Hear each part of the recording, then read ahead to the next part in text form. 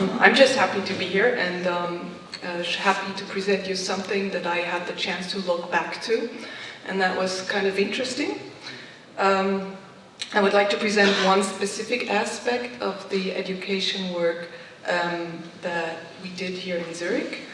I also would invite you to maybe apply some of the participation levels of mediation, of functions of mediations, on that what you see in my presentation, maybe from that what you heard from Carmen Roche before.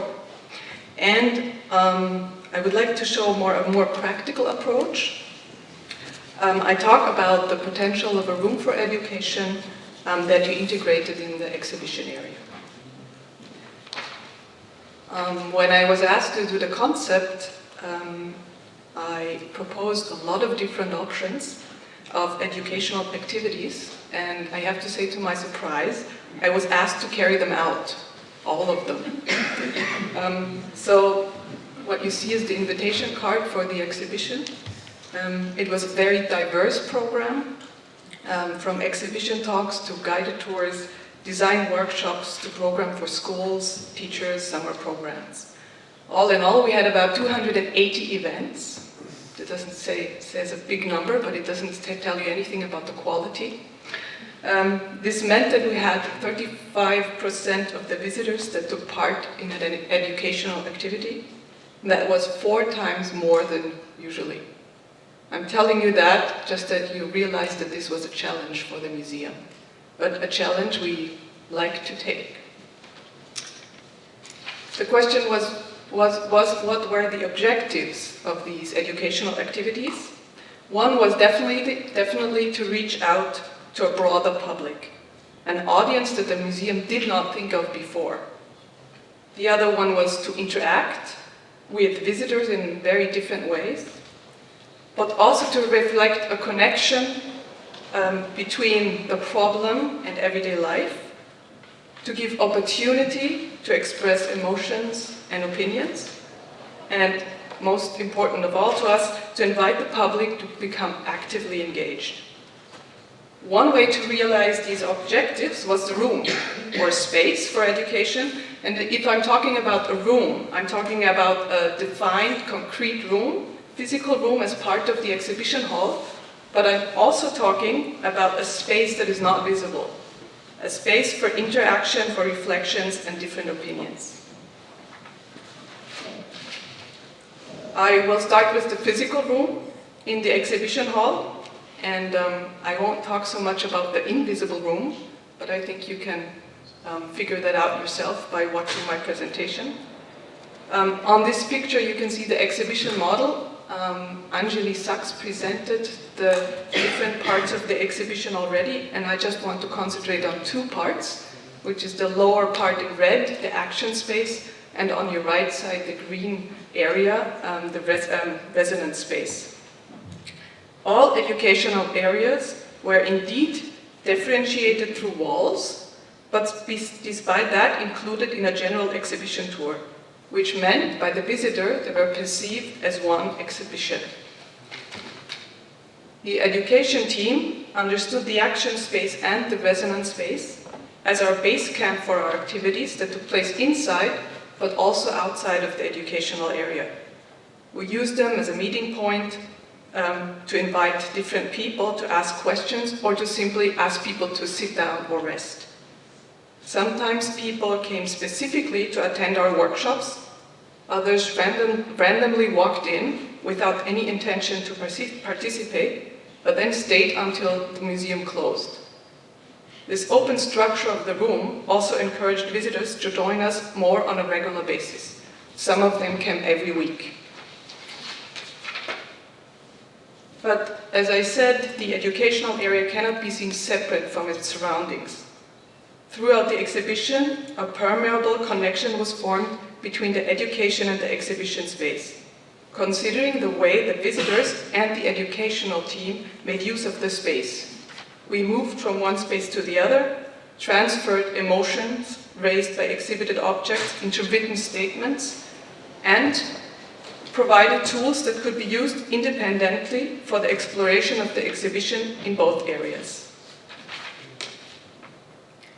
The action space, with its flexible structure of tables and blackboard walls, was specifically designed to carry out workshops and gave opportunity to literally take a touch or get in touch with plastic as a material.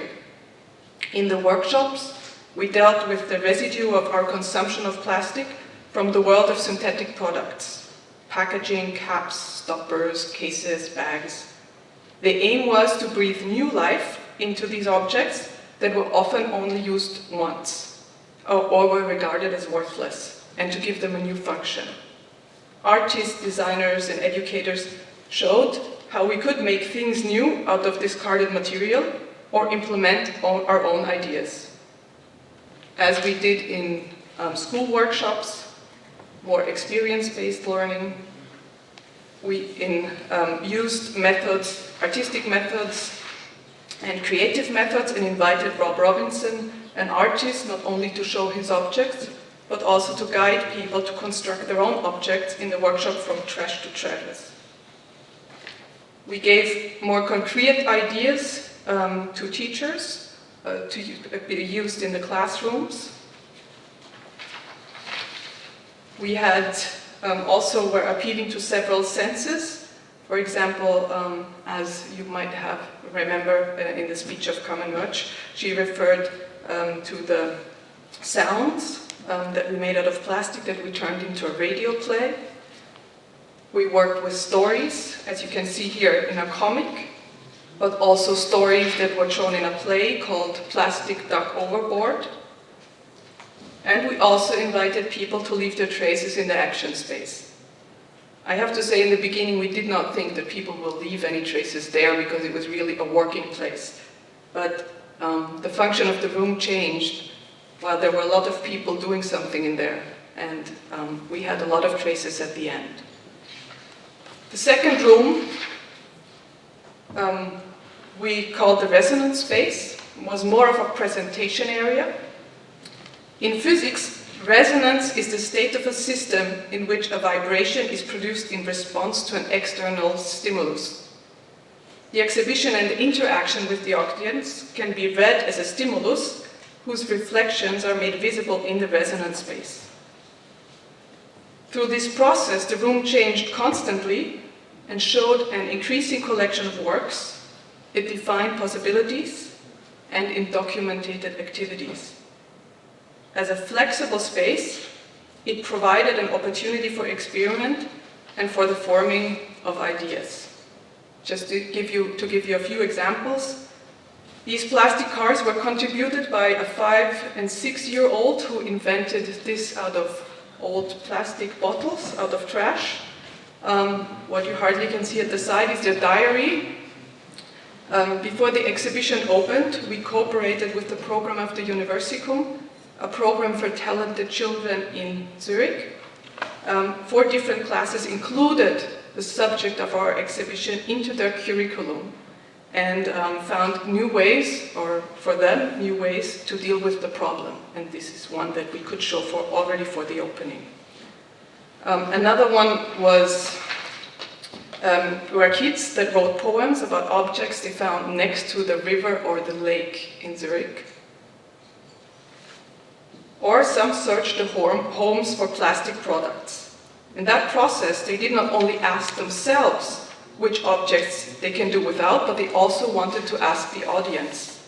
And they posed questions to all the visitors and created a board where people could submit their own opinion by placing a dot.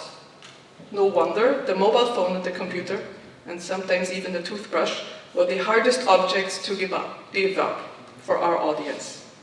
This interactive contribution did show the specific view of the children, made different thoughts and opinions visible, and engaged a lot of visitors, judging by the number of adhesive dots that were used. People did get involved in these spaces. They were open to the different contributions of different participants, no matter if it was a computer game or if there were comments on the magnetic wall. They started discussions and transferred the resonance space in a dynamic place. It might look like we have only worked with children. That's not true. I realized that it's way easier to take pictures of children in this exhibition than we did take pictures of grown-ups, but looking back on my feeling, I think it was, we worked with all the visitors in the exhibition, independent of age, so it's not only with children. And I should give you some examples where we worked more with grown-ups. One was the Trashy Wednesday, a very open format that was only defined by date and time on every Wednesday afternoon.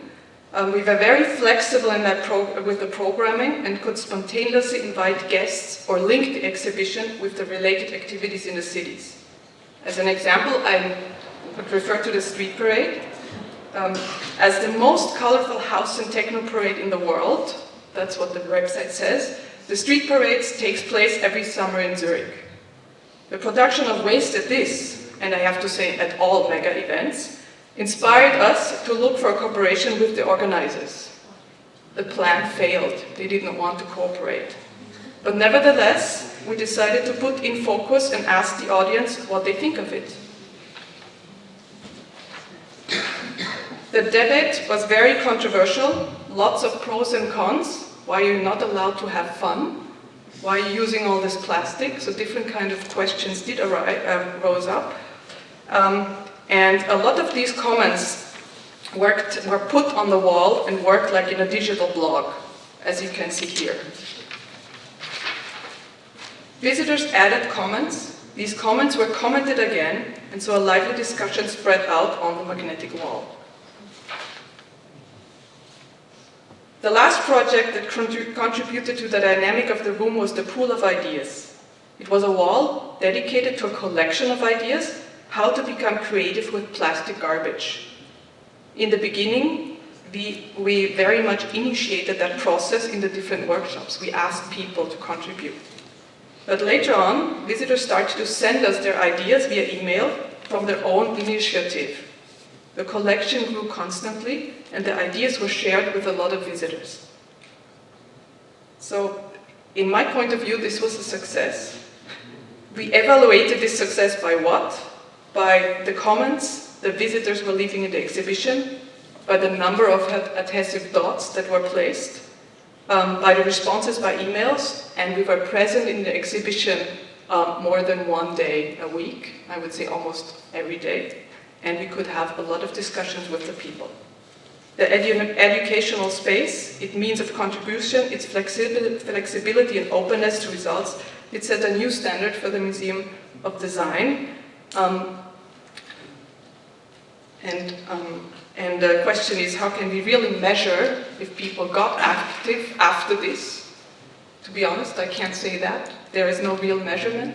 But the only thing I can say is that people still talk about it. They still approach us. Schools do approach us and ask if we can have talks there, do workshops there.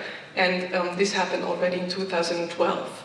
And still people talk about their experience, no matter what kind of experience it was in this educational area. It doesn't mean that they might go out and collect plastic again, but they remember something, an experience they have in that exhibition, and that led them to reflect about something in their life. That's at least what I believe, even though I can't measure it. Thank you for listening.